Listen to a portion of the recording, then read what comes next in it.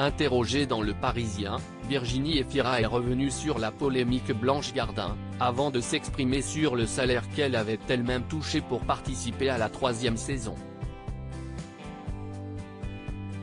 Il y a quelques semaines, Blanche Gardin publiait une lettre au vitriol sur les réseaux sociaux, révélant avoir été contactée pour participer à la prochaine saison de LOL, qui sort, avant de lister les nombreuses raisons pour lesquelles elle avait catégoriquement refusé.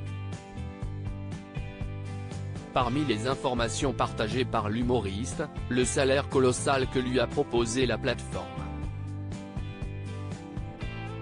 Il se trouve aussi que je serais gêné aux entournures, pour ne pas dire que ça me ferait carrément mal au cul, d'être payé 200 000 € pour une journée de travail même si je perds à votre jeu, quand l'association caritative de mon choix remporterait, elle, 50 000 €, c'est-à-dire 4 fois moins, et encore, seulement si je gagne, avait-elle écrit. Des propos qui avaient mis dans l'embarras de nombreuses personnalités, certaines ayant même pris l'initiative de se retirer des négociations après les révélations de Blanche Gardin. Invitée sur le plateau de Quotidien le 17 mai, Virginie Efira, qui a récemment participé à la 3e saison de l'émission, avait également réagi à la lettre de l'humoriste de 46 ans. J'ai une admiration pour ceux qui arrivent à accorder leurs valeurs, leurs idéaux, à leur manière de vivre. Ce n'est pas si courant, si est assez rare.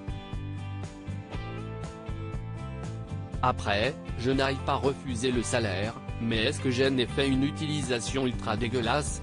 Peut-être pas, avait-elle déclaré. Virginie Efira cache sur son salaire dans LOL, qui sort. Dans un entretien accordé aux Parisiens et paru ce mardi 23 mai, pour promouvoir le film L'amour et les forêts, Virginie Efira est à nouveau revenue sur la polémique. La comédienne, qui a récemment confirmé sa 2e grossesse, a affirmé qu'elle ne regrettait pas d'avoir participé à l'émission. Le seul truc, c'est que je me suis dit que j'avais été présomptueuse de croire que je pourrais y être à l'aise, a-t-elle expliqué. La compagne de Nils Schneider a également évoqué l'aspect financier de l'émission, en toute transparence. C'est vrai que c'était extrêmement bien payé, a avoué celle qui a aussi été motivée par la présence de ses amis, à savoir François Damien ou encore Leila Bekti. Quand j'ai vu la lettre de Blanche Gardin, je me suis dit, déjà qu'elle est vachement plus drôle, en plus, elle a beaucoup plus de vertus.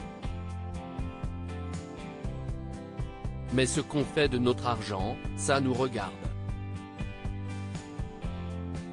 On ne peut pas faire une course à la pureté, le cinéma, c'est aussi une industrie, avec des grands groupes. Si on cherche une radicalité, c'est complexe, a-t-elle également déclaré. De quoi mettre les choses au clair une bonne fois pour toutes.